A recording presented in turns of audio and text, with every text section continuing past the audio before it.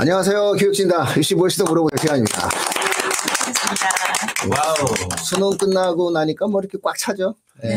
각 분야 전문가 모셨다라고 하는 느낌 아마 그 시청자분들께서 충분히 아마 시각적으로 확인하실 수 있을 것 같습니다. 네, 저는 진행을 맡고 있는 민우입니다. 네, 반갑습니다. 입시킬러 레옹입니다. 네, 올가국어 국어 강사 이메림입니다. 네, 안녕하세요. 세종 깊은 생각에서 고등 강사하고 있는 김재일입니다. 네, 올가교육 고등부 영어 강사 허영수입니다. 예, 아이고 처음인 것 같아요, 우리 혜림 쌤이 소속을 밝힌데.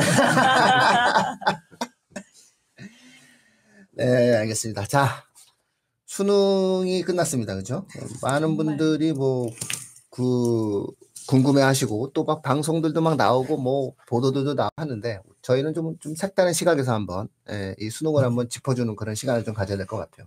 그래서 저희도 저희 나름대로의 결과 재미를 갖고 있는 방송이니까 거기에 맞춰서 한번 진행해 보겠습니다. 잠깐만요. 네. 제일쌤이 오늘 가르마가 오늘 많이 좀 멋있게 하시고 오셨더라고요. 가르마가 생겼는데요. 뭐 그러게. 가르마가 뭐 이거 5대5로 봐줘야 되는 거야? 몇 대? 점점 나이랑 거꾸로 살아. 막내죠, 막내. 20대 막내.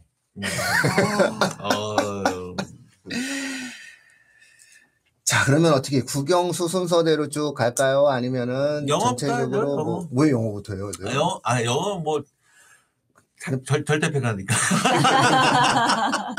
할 얘기가 별로 없어서? 할 얘기가 별로 없어. 아닌데 할 얘기 많아요. 이번에 핫해요, 영어. 영어 핫해요. 네, 영어 이번에 되게 완전 핫한데. 핫해요.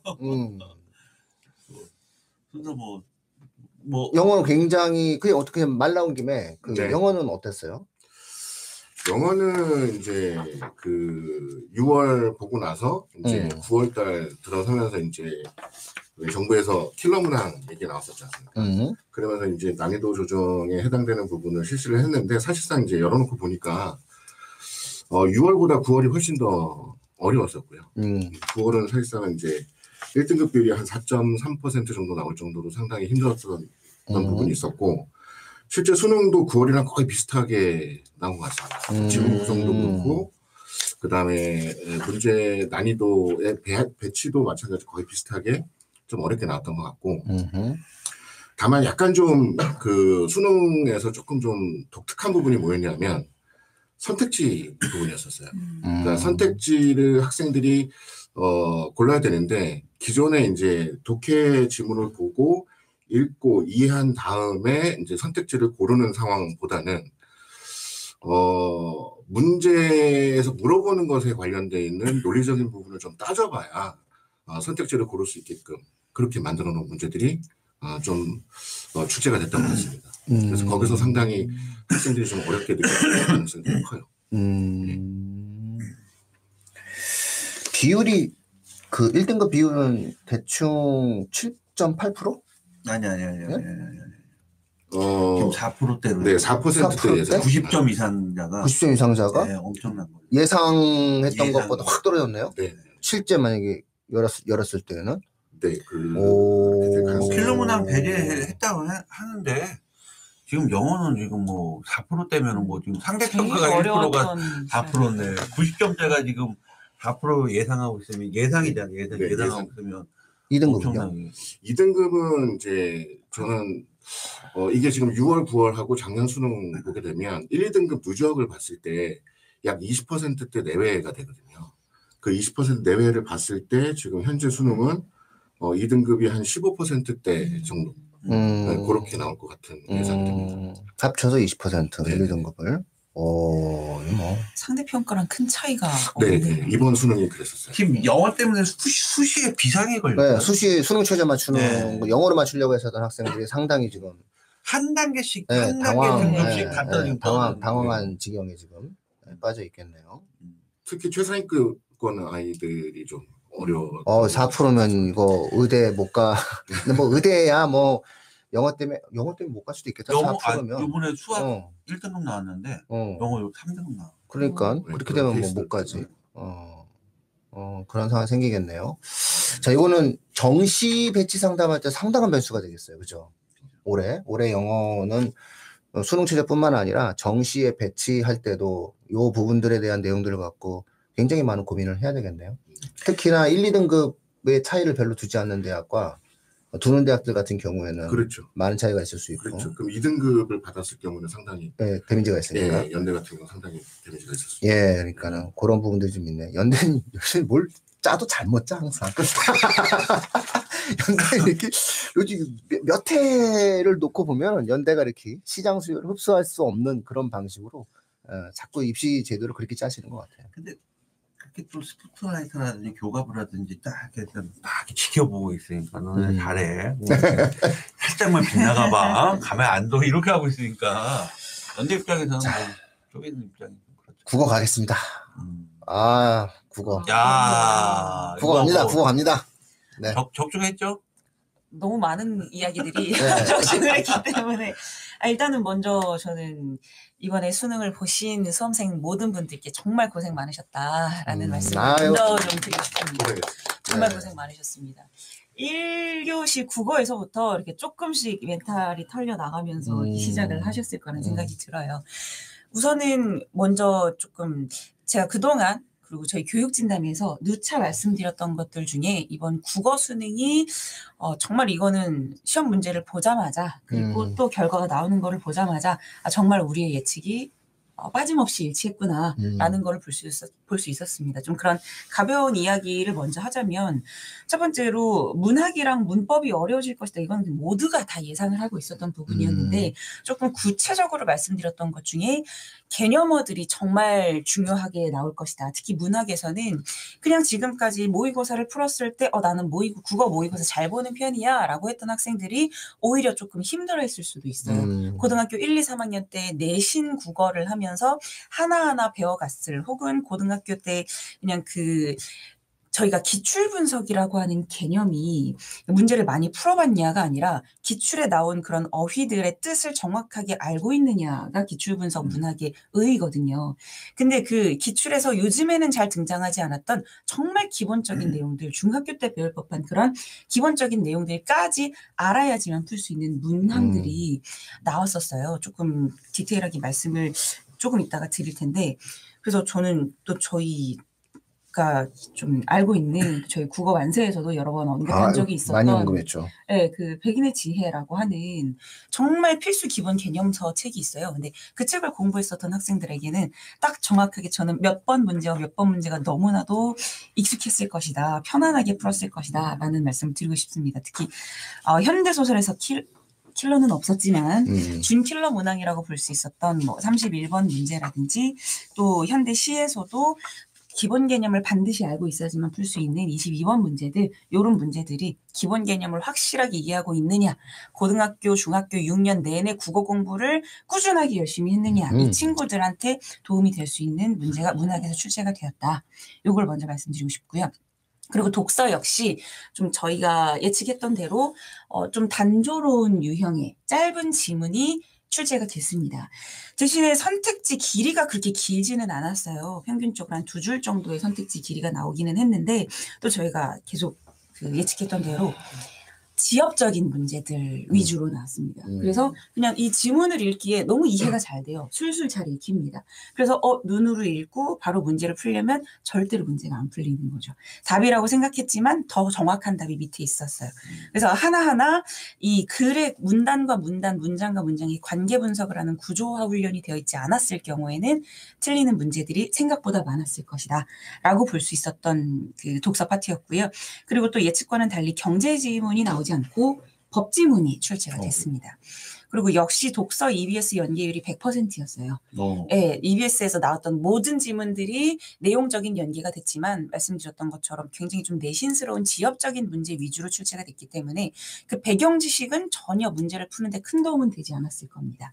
그저 지문을 접하는데 진입장벽의 낮음 그 정도의 도움이 됐을 거다.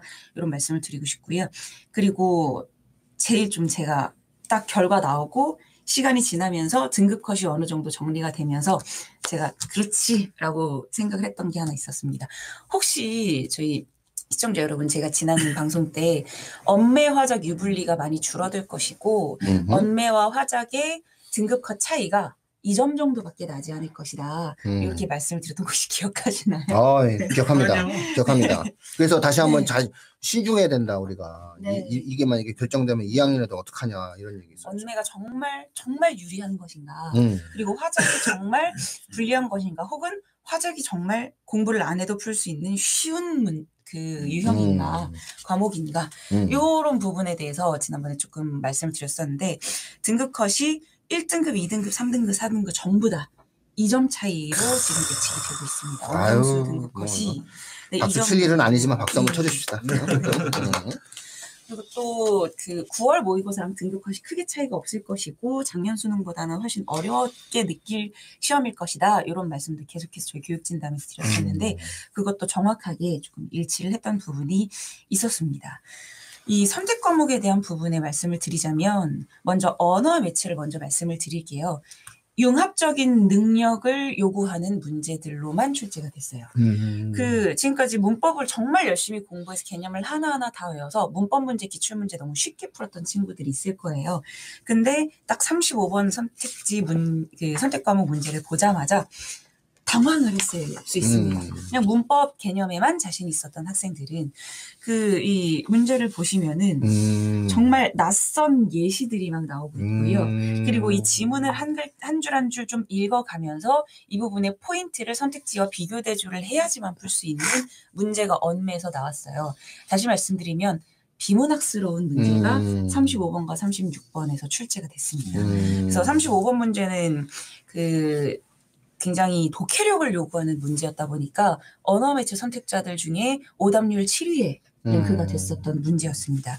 그리고 또 전체 중에 언매 오답률 4위면 굉장히 높은 오답률이잖아요. 어려웠던 문제인데 그 중에 하나가 37번 문제였고요. 그것도 그냥 내가 알고 있었던 개념만으로는 풀 수 없고 한 글자 한 글자 여기에 숨어있는 이 함정까지 찾아냈어야 됐고요. 그리고 그냥 단순한 용언의 불규칙 활용 개념만으로 풀 수 있지가 않고 양성모음과 음성모음, 모음 조화에 대한 개념까지 또 다른 추가적인 문법 개념까지 한 3개, 4개 분야에서의 문법 지식을 같이 융합적으로 풀어야지만 풀 수 있는 문제가 출제가 됐어요. 그래서 이제 문법 공부를 하는 학생들이 그냥 막 무턱대고 기출문제만 푼다든지 그냥 문법 개념을 막 암기식으로 하고 외웠으니까 끝이 아니라 내가 전체부터 끝까지 문법 지식을 시작부터 끝까지 조망을 할 수 있는 수준의 문법 실력을 요구를 하고 있습니다. 그래서 친구한테 내가 가르쳐 줄 수 있을 정도의 실력이 아니면 쉽지 않은 시험이었다. 언어 매체. 이렇게 좀 말씀을 드리고 싶고요. 그 다음에 화법과 작문이에요. 화법과 작문 오답률 선택자 중에 오답률 1위가 화작에서 나왔습니다. 1위가요. 와, 네. 전체? 네, 전체 전체. 화법 화법 선택자들 선택. 1위가 화작에서 선택 과목에서 나왔습니다. 아이고. 어려웠던 이런 날 거죠. 올 줄 알았다니까. 네, 나 화작이 어려웠던 한번 거죠. 터질 줄 알았다니까. 화작이 어려웠습니다. 네. 그래서 또 제가 말씀드렸던 것 중에 화작이 어렵게 출제가 될 것이다. 이 이야기도 드렸었잖아요. 뭐 문법이 어려웠던 거는 예측 가능했던 선이었지만 화작이 어려울 것이기 때문에 절대 만만하게 봐서는 안 된다. 이 말씀을 계속 드렸었거든요. 화법과 작문에서 무려 2문제가 1등 10위 안에 랭크가 되어 있습니다. 그리고 1위 문제가 이제 45번 문제였는데 사실 순서대로 풀었던 학생들한테는 마지막 문제거든요. 시간이 좀 촉박했을 거예요. 근데 상당히 좀 복합적인 분석을 요구하는 문제였고 한 글자 잘못 보면 바로 나갈 수 있는 그런 문제가 출제가 됐었기 때문에 네, 또 화법과 작문 보기를 본다고 하더라도 시각 자료의 양이 정말 많습니다. 이 많은 시각 자료의 양에 작은 글씨를 한 글자 한 글자 읽어가면서 선택지와 앞에 있는 작문 지문을 전부 다 이 비교 대조를 해야지만 풀 수 있었던 문제였거든요. 그래서 화작에서도 학생들이 좀 많이 고전을 한 그런 문제였습니다.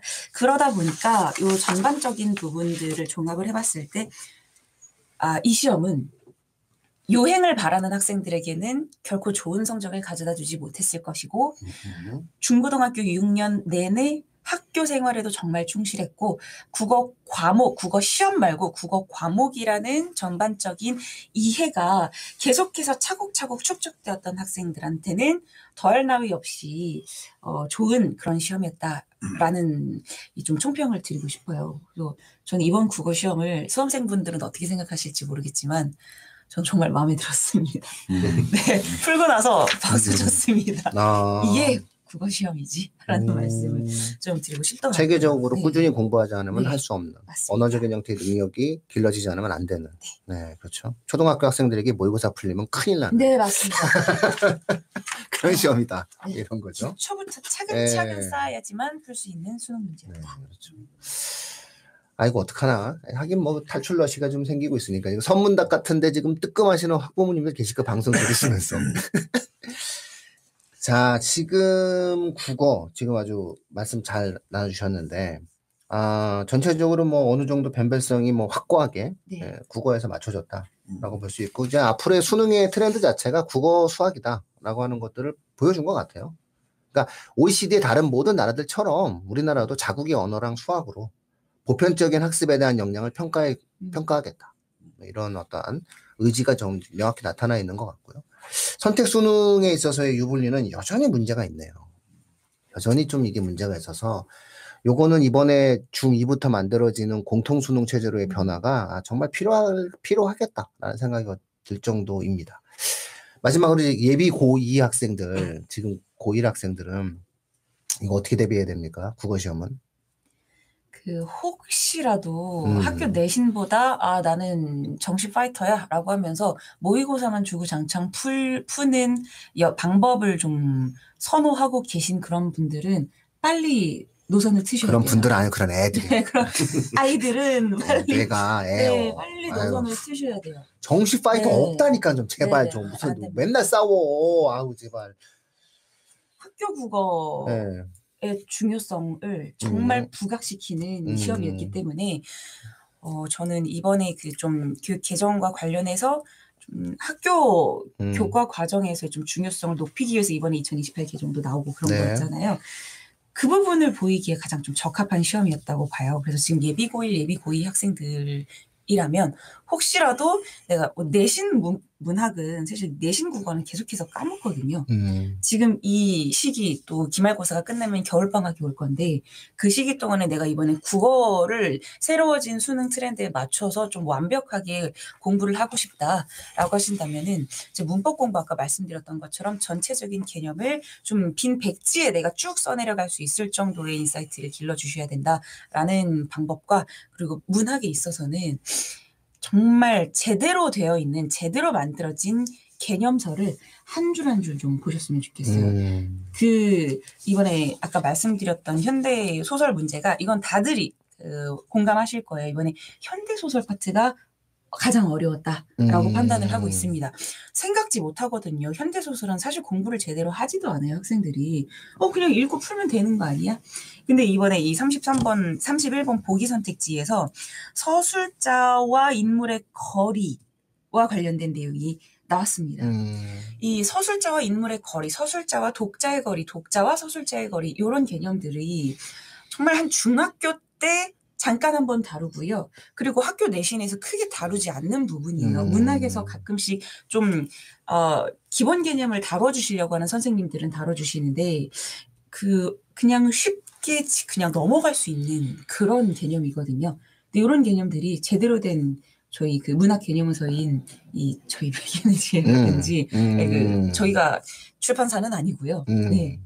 좀 제가 좋아하는 기본 개념서입니다. 그 좋아하는 사람들은 많이 있더라고요. 네. 저도 좋아해요. 네. 그래서 거기 있는 개념들로 학생들을 가르쳤을 때 내신 점수도 상당히 조금 많이 나오고 그래서 그런 파트도 있었고요. 그리고 앞에 이제 22번에서도 명시적 청자, 관조, 관망, 연쇄 이런 용어들은 전부 다 문학 개념어들이거든요. 근데 이 뜻을 정확하게 알지 못하면 문제를 풀 수가 없어요. 그래서 반드시 1학년, 2학년 분들은 이번 겨울방학 동안에 문학 개념 한 번 더 정리를 하셨으면 좋겠습니다. 아이고, 예, 감사드립니다. 아유.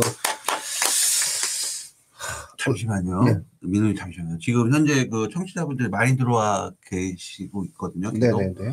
그 저희가 라이브 방송을 하는 이유는 소통이잖아요. 그러니까 지금 청취자분들이 나 궁금한 거 많은데 막 지금인데 눈치 보시지 마시고요. 바로바로 올려주세요. 그러니까 이번 수능에 대해서라든지 뭐 전반적인 부분들이 있으면은 바로바로 궁금한 점. 저번에 우리가 금요일날 바로 과탐 또 라이브도 했거든요. 네. 뭐 저녁 늦게 뭐 밤 10시 반이 넘었는데도 막 올려주시더라고요. 그래서 뭐 국어 선생님 계시고요. 수학 선생님 계시고요. 영어 선생님 계십니다. 그래서 청취자분들 그 지금 궁금한 점 있으면은 바로바로 올려주시고 저희가 여기에 눈길이 갈 수 있으면은 요 옆에 하트가 있거든요. 하트를 막 눌러서 댓글 누가 다는구나 이렇게 볼 수 있으니까 댓글을 다시고 막 하트를 눌러주세요. 그럼 우리가 관심을 이렇게 갈 수가 있으니까. 그래서 뭐 눈치 보시지 마시고요. 바로바로 지금 댓글 올려주시면은 저희가 응대해 드리도록 하겠습니다. 제가 할 역할은 여기까지입니다. 하트 올라오고 있어요. 감사합니다. 네. 네네네. 많이들 오고 계시죠, 지금? 네, 지금 많이들. 예, 아무래도 수능에 대한, 수능이니까. 수능에 대한 궁금함이 아무래도, 많은 그 시청자분들에게도 초미의 관심사가 되겠죠. 과거 국어시험의 성격을 띈 형식, 그쵸? 그리고 기본적인 형태의 수능의 좀 트렌드가 좀 변화해가고 있는 과정. 이런 걸로 이번에, 수능 국어시험에 대한 변화를 우리가 상징해 볼 수 있을 것 같아요. 결국은 변별력은 여전히 존재할 수 있다. 국어는. 뭘 해도 맞출 수 있다. 저희가 항상 방송에서 얘기했듯이 킬러가 사라진다고 해서 변별력을 못 맞추지 않는다. 국어는 너무나 쉽게 맞출 수 있다라고 얘기했었잖아요. 그래서 뭐 문학의 개념을 갖고 뭘 갖고도 얼마든지 학생들에게 있어서의 변별성을 갖출 수가 있는 시험이 국어 시험인 거고 그 과정에서 트렌드가 이렇게 좀 변화가 되었다. 좋네요, 사실. 하루아침에 공부해가지고서는 어려운 모의고사 문제 풀어가지고서는 뭔가 감 익혀가지고서는 시험 잘 보는 그런 시험보다야, 그쵸?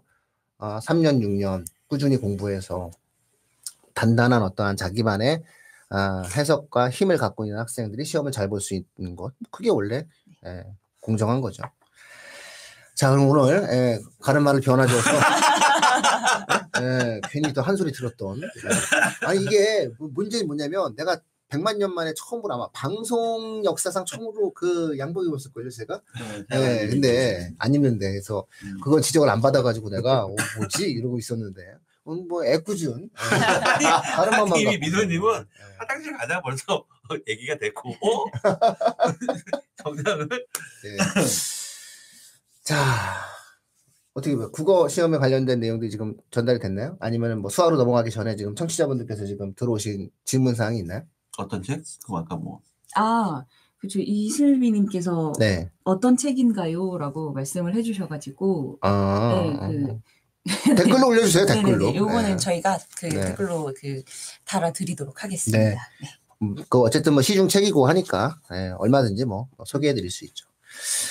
자, 수학 한번 말해주세요. 네, 우선 수학 과목에서도 제가 하고 싶은 이야기가 너무너무 많은데 우선은 이번 수능 수학에 가장 키워드 단어를 하나만 뽑아봐라라고 하면은 그래프에 대한 직관력이라고 얘기를 드릴 수 있을 것 같아요.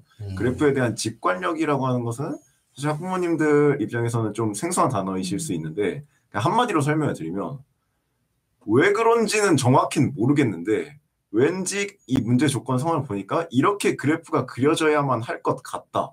그 이유는 세세한 조건들을 내가 따져가면서 논리적인 이유를 찾으면 되는 거고 딱 문제 조건을 봤을 때 왠지 이렇게 그려져야 될 것 같은데 라고 생각이 드는 게 직관력이라는 거거든요.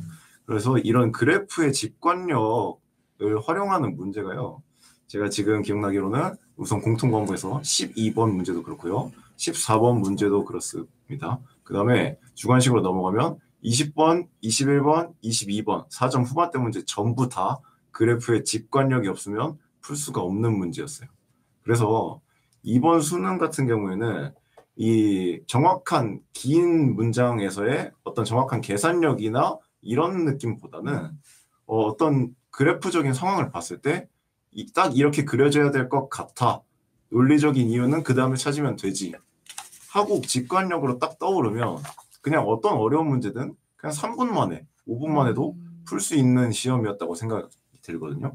그런데 이제 이런 직관력이라는 것은 물론 이제 이 유전자가 다르거나 이렇게 머리가 비상한 학생들 같은 경우에는 이거를 조금만 연습을 해도 충분히 직관력을 키울 수가 있는데 이제 대부분의 학생들 같은 경우에는 이제 그래프에 대한 직관력을 키우려면 정말 엄청난 경험치가 쌓여야 된단 말이에요. 뭐 계산력이라고 하는 것은 경험치 없이도 문제 조건에 따라서 실수 없이 떨지 않고 계산을 정확히 풀어 나가면 계산력이란 건 이제 수행을 할 수가 있는 능력이지만 문제를 보고서 그래프가 이렇게 그려져야만 할 것 같다라는 직관력이란 건 정말 엄청난 경험치가 쌓여야 된다는 겁니다.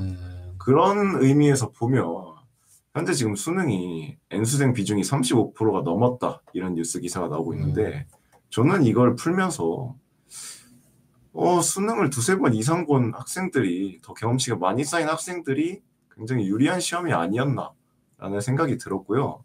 그 다음에 이번에 교육부가 조금 지침으로 내세웠던 게 수학에서도 과목 선택 간의 유불리를 줄이겠다라고 발표를 했었는데 사실은 저는 이번 수능 같이 그래프 직관력을 키워드로 낼 거면 이건 과목 선택 간의 유불리 차이가 존재할 수밖에 없다고 생각해요. 왜냐하면 지금 뭐 기하 과목 같은 경우에는 전체 수능의 선택자의 4% 비율도 안 되니까 그건 좀 논외로 치고 말씀을 드리면 확통과 위적분 같은 경우에는 확통 선택자들은요. 확통 공부를 할 때 그래프라는 게 나온 적이 없습니다. 하지만 미적분 같은 경우에는 어떻죠? 수투에서 배웠던 뭐 미분, 적분 개념을 가지고 조금 더 어려워진 함수들을 가지고 그래프를 다루는 게 미적분 과목이란 말이에요. 그러면 이런 어려운 미적분 그래프를 다루다 보면 그래프에 대한 직관력, 경험치가 쌓일 수밖에 없단 말이죠. 그런 게 수원 수투를 풀 때, 공통 과목을 풀 때도 그래프 직관력에 영향을 줄 수밖에 없고요. 그래서 만약에 이번 수능에 현역 고3 수험생인데 확통을 선택을 했는데 공통 과목에 대한 그 그래프 직관력이 조금 모자라다 하는 학생들은 조금 어려울 수밖에 없지 않았나라는 생각이 듭니다. N수생한테 더 유리한 시험이 되었다. 생각에는 그렇습니다. 왜냐하면 N수생 학생들은 정말 엄청난 양의 문제집을 풀면서 그래프 직관력에 대한 경험치가 쌓여 있을 수밖에 없어요. 현역 학생들보다. 게다가 거기에다가 미적분까지 선택을 해버렸다. 확통 아이들보다 조금 더 차이 날 수밖에 없는 거죠. 훈련된 양에 따라서 그렇죠. 직관력이라는 게 그 단순히 딱 정말 운으로 해서 그래프가 이럴 것 같다가 머릿속에 스쳐 지나가는 게 아니라 정말 다양한 상황을 경험해보고 다양한 그래프 상황을 경험해봄으로 인해서 그 경험치로 인해서 왠지 그래프가 이럴 것 같다라는 게 추론이 되는 거거든요. 그래서 N수생들에게 좀 유리한 시험이지 않았나라고 개인적으로 생각합니다. 내년에도 이런 추세가 진행이 된다는 거잖아요. 만약에 내년에도 이런 추세가 지속이 된다면 지금 고2나 고1 학생들 같은 경우에는 물론 정확한 계산력을 요구하는 문제들도 있었지만 기본적으로 그래프 직관력을 키우려면 다양한 상황의 그래프 문제를 굉장히 많이 접해봐야 그런 경험치를 끌어올릴 수가 있어요. 그래서 현재 지금 수능을 준비하는 고1, 고2 학생들 같은 경우에는 굉장히 좀 그런 그래프에 대한 직관력을 키우는 데 집중을 한번 해봐라 라고 조언을 드리고 싶네요. 이번에는 사실상 준킬러의 역할을 그 그래프에 관련된 어떤 직관에 대한 힘? 네, 이걸로 결국은 변별성이 갈라졌다. 네, 이렇게 분석을 하시는 거죠. 네. 색다르게. 그러니까는 킬러는 내지 못하게 하니까. 네, 우선 13번, 15번 같은 경우에 정말 판에 박힌 예전에도 많이 출제가 됐던 문제들인데 그 외에 제외하고는 좀 새로운 상황에서의 그래프에 대한 직관력이 없으면 이게 도대체 문제가 무슨 소리를 하는 거지? 라는 느낌이 들 수밖에 없는 그런 문제였다라고 말씀을 드리면 되겠네요. 그래프 직관력이라는 걸 조금 더 구체적으로 말씀해 주신다면 어떻게 말씀해 주시죠? 조금 더 구체적으로 말씀을 드리면요. 우선 수투 과목에서의 그래프 직관력이라고 하는 것은 그래프의 극한이나 연속 개념을 활용해서 14번으로 예를 드릴게요. 14번 같은 경우에는 어떤 한 x 값을 기준으로 왼쪽과 오른쪽의 그래프 개형이 전혀 다른데 어떤 문제 조건으로 인해서 어떤 그래프와의 교점의 개수가 달라져야 되는 그런 상황이 발생을 해요. 그러니까 어떤 x 값을 기준으로 왼쪽 그래프는 정확히 그려져 있지만 오른쪽 그래프는 내가 식을 어떻게 짜냐에 따라서 그래프 개형이 완전히 달라질 수 있는 이런 상황인데 그래프 교점의 개수가 몇 개다라는 조건들을 통해서 그래프가 이렇게 그려질 수밖에 없겠구나를 머릿속에 떠올려야만 하거든요. 그런데 그 머릿속에 떠올리는 시간이 어떤 아이들은 그냥 이렇게 생겨야 되겠네. 1초 만에 떠올리는 학생이 있을 거고 나는 도대체 이 조건이 무슨 말을 원하는지도 모르겠다 하면서 그래프가 어떻게 생겨야지만 교점의 개수가 달라지는지 이걸 예측을 못하는 학생들이 있단 말이에요. 이제 그런 거를 직관력이라고 부르는 거고 그걸 그래프를 예상할 수 있는 차이, 예상할 수 있냐 없냐의 차이도 있겠지만 얼마나 빨리 떠올릴 수가 있느냐, 문제를 읽자마자.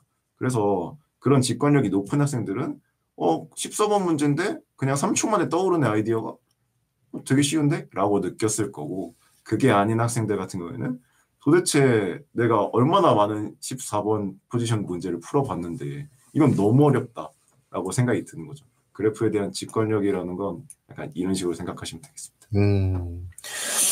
기왕에 찾아보지 못했던 새로운 트렌드가 만들어진 거죠. 육모나 구모에서도 이런 것들은 나타나지 좀 않았잖아요. 물론 육모나 구모에서도 그래프에 대한 직관력을 요구하는 문제는 존재했습니다. 수학에서는 그래프에 대한 직관력을 물어보지 않는 경우는 없어요. 한 문제라도 있는데 이번 수능에서는 대부분의 4점짜리 문제가 대부분 그랬다는 거죠. 이거 조금 내년엔 좀 조정이 돼야 되지 않나요?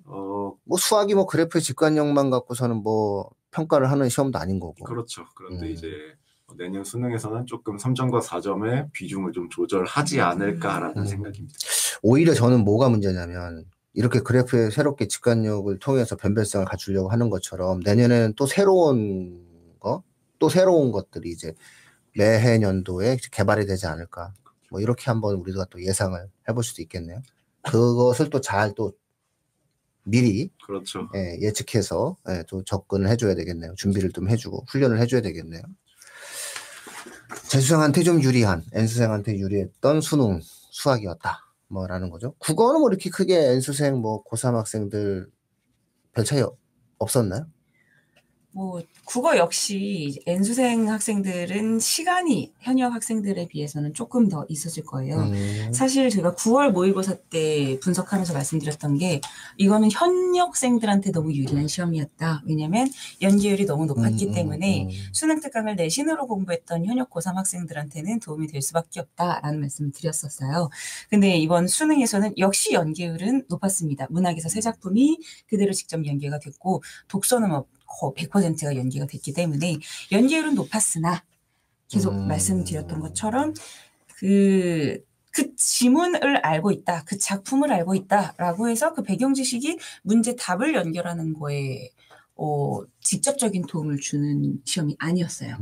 정말 융합적인 실력과 문학과 독서와 그 문법과 화법과 작문에 있어서의 내가 그동안 쌓아왔던 축적된 통찰력이 없으면 좀 풀기 힘들었던 문제였기 때문에 좀 전체적으로 계속해서 좀 그동안 풀어왔었던 기출 문제들을 다시 오답 정리를 해보고 내가 틀렸던 문제들을 한 번이라도 더 볼 수 있었던 재수생들한테 유리했을 거예요. 근데 또 공부 방법이 그냥 문제를 막 풀고 채점하고 다른 또 문제를 풀고 채점하고 그런 방식을 사용을 하셨던 분들이라면 뭐 재수생 분들이 아무리 문제를 많이 풀어보고 접했다고 하더라도 큰 도움을 얻지는 못하지 않았을까.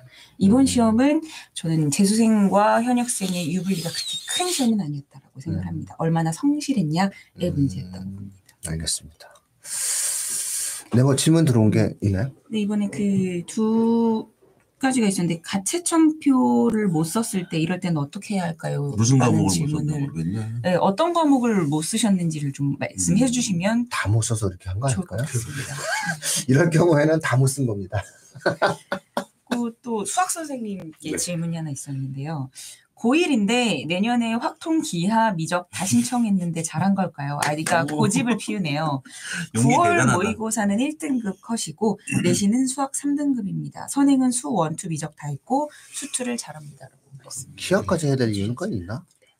우선은 기하와 우선은 지금 고1이라고 하셨으니까 고2 가면은 아마 제 생각에는 미적 일반고인지 혹시 자사고인지 이런 거에 따라 좀 다르긴 할 텐데 보통 일반고 같은 경우에는 2학년 때 기하를 선택할 거냐 안 할 거냐의 기로에 놓이고 3학년 때 확통을 할 거냐 미적을 할 거냐 아니면 둘 다 할 거냐에 대한 선택의 기로가 갈리는데 지금 이 학생 같은 경우에 보면은 고1인데 수 1, 2랑 미적까지 선행이 다 끝나 있고 기본적으로 수학을 좀 좋아하는 학생인 것 같아요. 이제 그런 거 같은 경우에는 일반고라고 하시면 돼요. 일반고. 그러면은 이제 고3 때 확통과 미적을 둘 다 선택하는 그런 선택지가 있을 수 있는데 이거 같은 경우에는 만약에 수학을 너무 좋아하고 동시에 선택을 했을 때 공부를 할 자신이 있다. 차라리 수학 2개를 하는 게 국어나 영어 같은 거 내가 안 좋아하는 거 선택하는 거보다 낫겠다라는 판단이 드시면 뭐 얼마든지 선택하셔도 되죠. 일단은 이 친구가 다른 건 모르겠지만 확통과 미적과 기하를 동시에 신청하잖아요. 학종에는 뭐 도움이 되겠죠. 학종에 수학 계통에 관련된 그 어떤 학과를 갈 때 뭐 그냥 필요 없어요. 이 세 과목을 선택했다는 그 이유 하나만으로 끝나는 거야 그냥. 그래서 다만 이제 이 학생이 무엇을 원하는지 이걸 좀 우리가 한번 봐야 될 것 같고요. 학종을 생각하는지 아닌지도 좀 한번 판단을 해볼 필요가 있을 것 같아요. 아무래도 왜요? 예, 공부를 좀 잘 한다고 하시니까 그런 부분들에 대한 내용들을 이야기할 수 있을 것 같아요. 드디어 우리가 기다리고 있는 그 댓글인가요? 네, 저희 브래드님. 그렇죠. 진짜 우리 엄청 막 떡이라도 줘야 되는데. 빵도 드려야 돼. 어떻게 된 거야? 브래드님께서 한개 틀렸네. 올려주신 거 말씀드릴게요. 수능 무사히 치고 돌아왔습니다. 수학에서 연산 실수 때문에 걱정 많았는데 다행히 연산 실수는 없었지만 아쉽게 한 개를 틀렸고요. 나머지 그것도 나름 선방했습니다. 자신감이 많이 떨어져 있었을 때 이 방송 듣고 선생님들께 조언 들으면서 용기도 많이 얻고 자신감도 되찾은 것 같다고 수능 잘 치고 오셨다고 합니다. 화이팅! 이럴 때 하트 누르세요. 우리를 위해서 누르시는 게 아니라 브래드님의 마지막 입시를 위해서 빨리빨리 하트를 누르세요. 눌러줄래? 네, 빨리빨리 누르시고 그래서 브래드님을 위해서 빨리빨리 누르세요. 네, 같이 축하해 주세요. 네. 잘 됐습니다. 너무 좋네. 제가 그때 어떤 경지에 다다르신 분이라고 네, 했는데 이번 만약에 미적분 선택하신 것 같은데 미적분 선택하셔서 한 개 틀린 거면 경지에 다다르신 게 맞습니다. 네. 그쵸? 네. 뭐 정시 뿐만 아니라 아직은 브래드님 빨리 연락해가지고 한번 방문하세요. 특별 게스트 브래드와 함께하는 입시 무엇이도 물어보세요. 그거 이제 해야지 이제 우리 얼마나 많은 경험들을 사람들에게 전달해 줄 수가 있겠습니까? 그래서 선한 영향력을 행사하는 것이 이제 본인이 의료인의 길을 가고자 했었잖아요. 예비 의료인으로서 길이 된다. 좋은 준비가 된다 이렇게 생각을 하시면 될 것 같아요. 마음 한구석에 연락이 좀 와야 되는데 이거 왜 안 오지? 이러면서 이제 걱정이 되었었는데. 다들 브래드님 믿고 있으셨잖아요. 걱정을 딱히 하진 않았지. 믿지만 시험이라는 거는 언제나 이런 어떤 모습이었습니다. 너무 신납니다 지금. 여기 저희 지금 장기 구독자님 많으세요. 우리 당아리님 거의 하루도 한 주도 안 빠지고 저보다 더 출석률이 당아리님이 저보다 더 출석률이 높으세요. 저희 또 팬클럽도 회장님 되시는 거 아닌가요? 그래서 이런 분들에서 여러분들이 지금 저희를 같이 만들어가 주고 계십니다. 네. 그래서 댓글이 또 올라오고 있는 건가요? 네, 아까 그 가채점표 말씀해 주셨던 청취자분께서 수학을 못 썼다고 하세요. 다른 과목이 아니라 수학을. 오답 3개는 확실한데 나머지 문제들은 계산 실수했을까봐 심장이 두근두근합니다. 국어, 영어 모두 1등급, 화원은 50, 생원은 1등급 나왔다고 하십니다. 의대 때문에 좀 고민을 하시는 거구나. 국어 1등급 나오고 과탐이 다 맞았나요? 과탐이 다 맞기 어려운데, 그죠? 우리 어떻게 맞았대? 과탐 방송 보시면 알겠지만, 그냥, 홍장 선생님 얘기로는 그래요. 우리 과탐 선생님들은 정말 교육부 말을 잘 듣는다. 킬러를 정말 없앴어. 교육부 말을 정말 잘 듣는다. 과학자들이니까. 네, 그러니까 아주 딱 뭐 어려움 없이 작년에 지구과학이나 생명이 42컷이었거든 작년에. 네. 지금 이번에 다 47도 다 한 개 정도 틀리면 이제 1컷 되는. 큰일 날 뻔했어요. 그러니까 이분 굉장히 잘하신 거예요. 그거를 다 맞은 거니까. 네, 과탐, 이번에 과탐 뭐 무난하게 다들 의학과학기를 준비하는 학생들은 과탐 정도. 3개가 틀리면 어떻게 되죠? 우선 미적분 선택하셨을 것 같은데. 네, 당연히 미적분 선택하겠죠. 네, 예상하신 대로 3개만 틀리면 딱 1등급이지.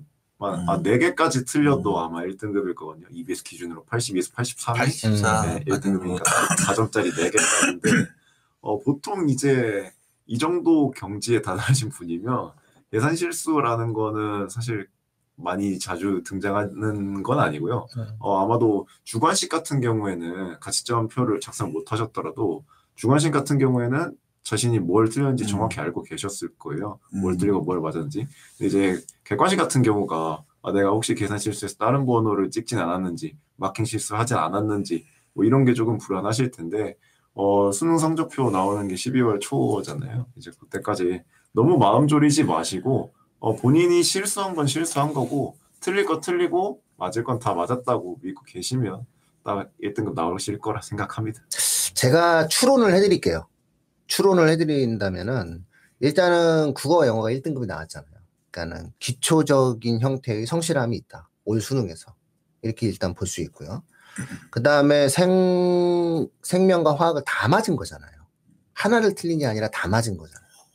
네, 그러니까 이걸 다 맞았다라고 하는 것은 학습에 있어서의 어떠한 그 자연계의 경우에 있어서의 자기 완결성을 상당히 많이 갖고 있는 학생인 거예요. 그렇기 때문에 본인이 가채점표를 쓰지 못했다 하더라도 내가 뭘 틀렸다를 3개를 정확히 기억하고 있다면 혹시 모를 내용 자체가 하나 이상은 나오지 않을 것이다. 그렇죠. 예, 그렇기 때문에 전과목 1등급 축하드립니다. 너무 부러운데요. 네, 전과목 1등급 축하드립니다. 네. 괜찮아요. 과탐이 만점 받았기 때문에. 네. 뭐 쉬운 게 아니에요. 살짝 실수했더라도 저는 그렇게 봤을 때 혹시나 수학이 실수를 해서 2가 나떠더라도 저는 의대 봅니다. 정시 의대 봅니다.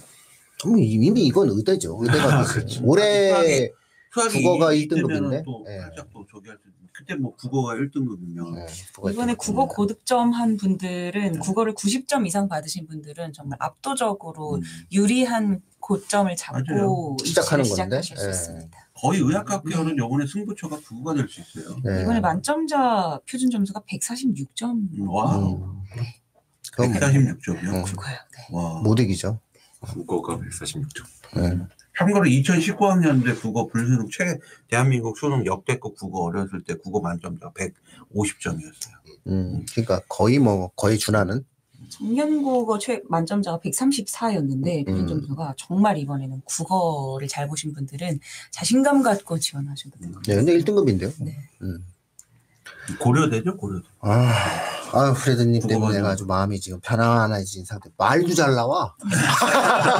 그 전까지는 좀 피곤했는지, 어제는 잠을 못 잤나 해서 막 말이 꼬이고 그랬는데, 이 프레드님 댓글 이후 그냥 말이 잘 나오죠.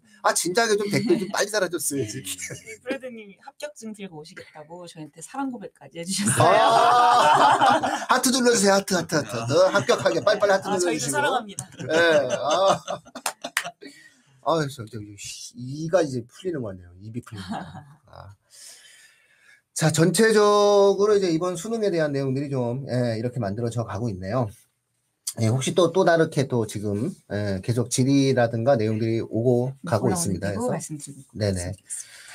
자, 전체적인 수능 체제가 이렇게 됐네요. 약간 수학은 좀 당혹한 느낌?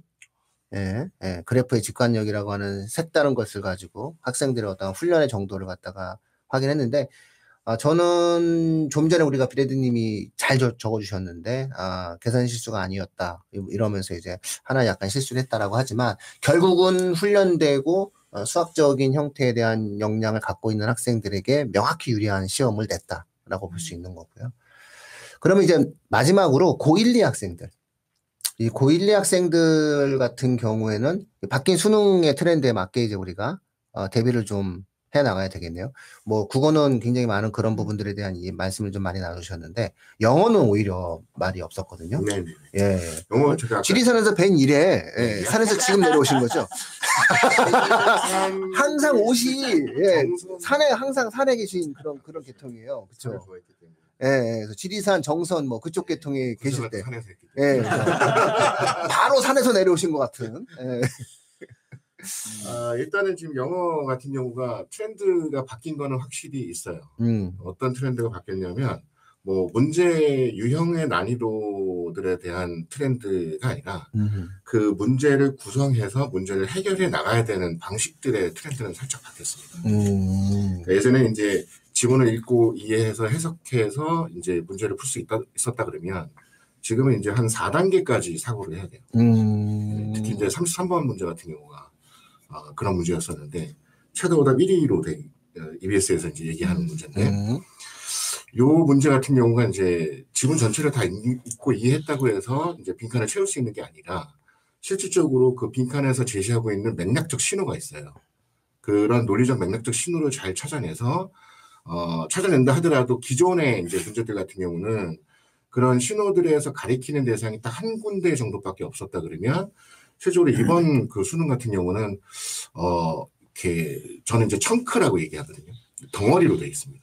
그러니까 문장이 2개, 3개 정도 합쳐져서 한 개의 커다란 덩어리를 이루고 있기 때문에 그 문장 3개를 정확하게 해석해서 일반화시킬 수 있는 능력이 없다 그러면 실질적으로 33번 같은 문제는 풀 수가 없는 상황이 돼요. 그러니까 지금 현재 고1, 2 학생들한테 제가 좀 당부를 드리고 싶은 말씀은 어떤 거냐면 영어를 암기식으로 자꾸 공부를 하는 케이스가 있습니다. 그러니까 암기는 맞아요. 암기는 뭘 해야 되냐면 뭐 어휘력이죠. 당연히 이제 어휘력은 암기를 해야 되죠. 제가 이제 오기 전에 기사를 하나 봤는데 대학에서 강의를 하는데 어떤 학생이 대학생 한 명, 그 교수님이 강의하는 내용 중에 한국이 저출산 때문에 그 존망에 대한 위기에 처해 있다.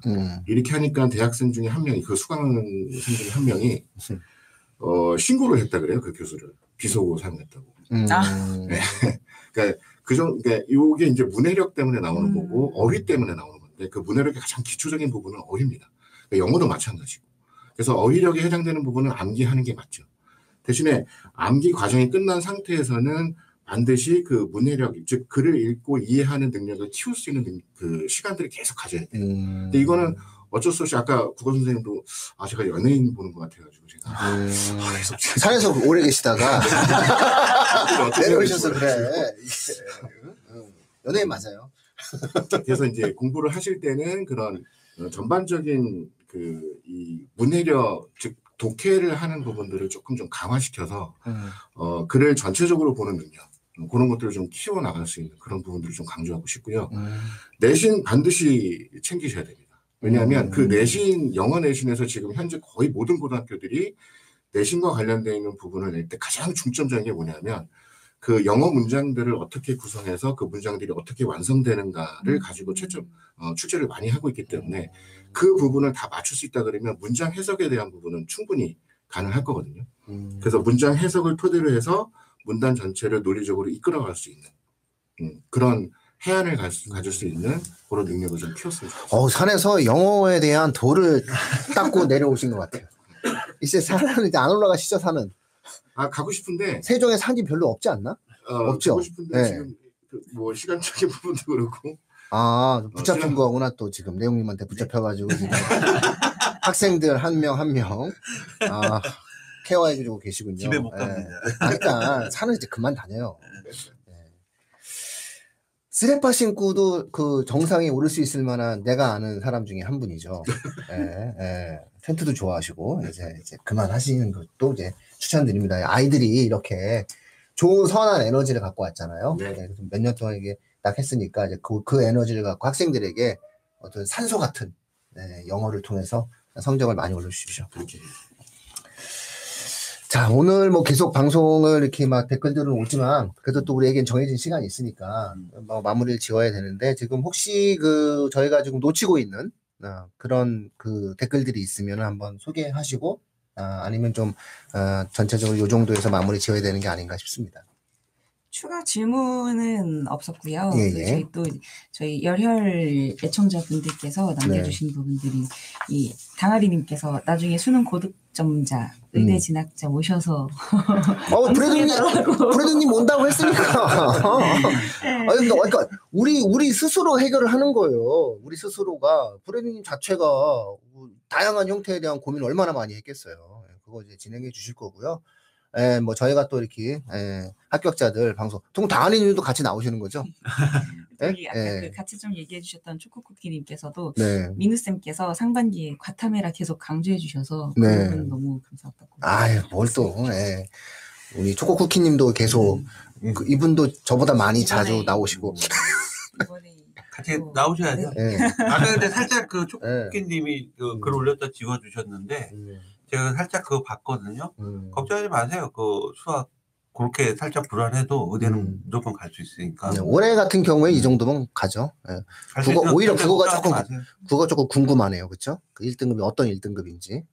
살짝 높은 1등급이면은 뭐 굉장히 안정적이다. 이렇게 볼 수 있고요. 일단은 약대가 많이 생기면서 굉장히 분산 효과가 많이 만들어져서 입시적인 측면 속에서 갑자기 그게 생각나네요. 그 2019학년도에 고려대 의대를 정시에 보냈는데 걔가 영어가 2등급이고 그 다음에 화학이 2등급 나왔잖아요. 정시에. 그러니까 영어가 2등급이고 화학이 2였는데 나머지 1이었거든요. 고려대 의대 정시에 합격시켰죠. 2019학년을. 그러니까 2019학년에 제가 말씀드린 국어 불수능이었을 때 그 해라는 거죠. 국어가 그만큼 영향이 그때 당시에 굉장히 컸었다라는 거죠. 그러니까 2등급 2개면 벌써 지금 틀린 개수만 해도 4-5개가 넘는데 그걸 갖다 고려대 의대에 합격이 됐으니까 뭐 초코쿠키님 너무 걱정하지 마세요. 네. 절대. 알겠습니다. 자, 요 정도 마무리 짓고 또 저희 또 다음 주에도 또 즐겁게 만나겠습니다. 제가 지금 마음이 좀 굉장히 편안해졌습니다. 간만에 또 산에서 내려오신 산의 기운도 느끼고 뭔가 이렇게 마음이 오늘 굉장히 따뜻해졌습니다. 다행입니다. 예. 자, 그럼 저 여기서 마치도록 하겠습니다. 저희 물러가겠습니다. 고맙습니다. 감사합니다.